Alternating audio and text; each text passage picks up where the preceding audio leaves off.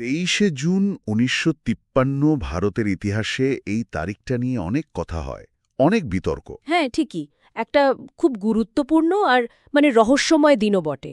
এই দিনই তো ডক্টর শ্যামাপ্রসাদ মুখার্জি, ভারতের প্রথম শিল্পমন্ত্রী আর ভারতীয় জনসংঘের প্রতিষ্ঠাতা, তিনি কাশ্মীরের কারাগারে বন্দী অবস্থায় মারা যান। একদম। আমাদের হাতে একটা উৎস আছে যেটা এই ঘটনাটাকে একটু অন্য আলোয় ফেলার চেষ্টা করেছে।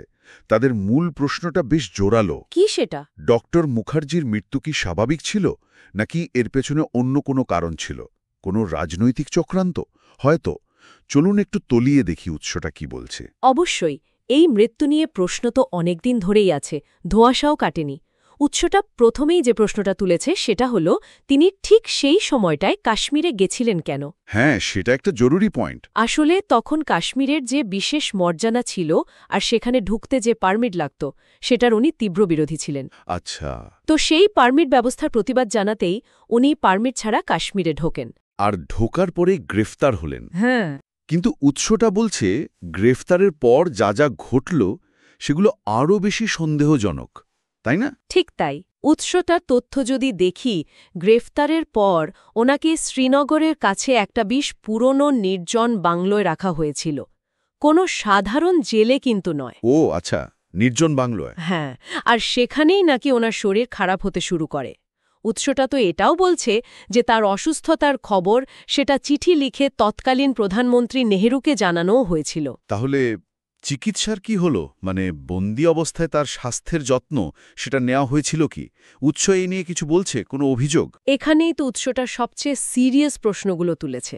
তাদের ভাষ্য অনুযায়ী ডক্টর মুখার্জি নিজে তার চেনা একজন ডাক্তারকে ডাকতে বলেছিলেন। হ্যাঁ, কিন্তু সেই অনুরোধ নাকি রাখা হয়নি। রাখা হয়নি? না, শুধু তাই নয়, ওর পরিবার কলকাতা থেকে যে ডাক্তারকে পাঠিয়েছিল, হ্যাঁ, তাকেও নাকি দেখা করার অনুমতি দেয়া হয়নি। উৎস কিন্তু এটাই দাবি করছে। তার বলতে গেলে প্রয়োজনীয় চিকিৎসা থেকে তাকে একরকমভাবে বঞ্চিত করা হয়েছিল। উৎস কি এরকমই ইঙ্গিত দিচ্ছে? দেখুন, সরাসরি ষড়যন্ত্র শব্দটা হয়তো ব্যবহার করেনি, কিন্তু ঘটনাগুলো যেভাবে পরপর সাজিয়েছে তাতে সন্দেহ তো জাগেই। কীরকম?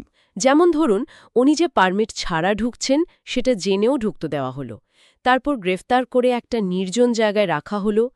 নিজের পছন্দের ডাক্তারের চিকিৎসার সুযোগ দেওয়া হলো না। এমনকি পরিবারের পাঠানো ডাক্তারকেও আটকে দেওয়া হলো।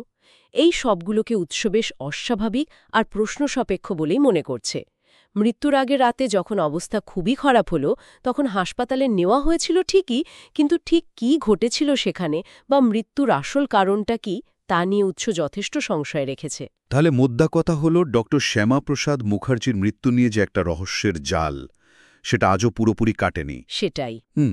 উৎসটা যেভাবে ঘটনাগুলোকে দেখিয়েছে তাতে তার মৃত্যুকে শুধু স্বাভাবিক বলে মেনে নেওয়াটা সত্যি কঠিন। আর তারা তো এটাকে একটা আত্মবলিদান হিসেবে দেখছে, যা নাকি ভবিষ্যতের ভারতের জন্য একটা দিশা দেখিয়েছিল। এটা সত্যি ভাবায়।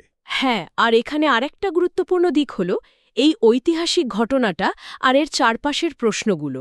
সেগুলো পরের দশকগুলোতে কিভাবে আলোচিত হয়েছে, কিভাবে আমাদের জাতীয় স্মৃতিতে জায়গা করে নিয়েছে। উৎস কিন্তু সেদিকেও ইশারা করেছে।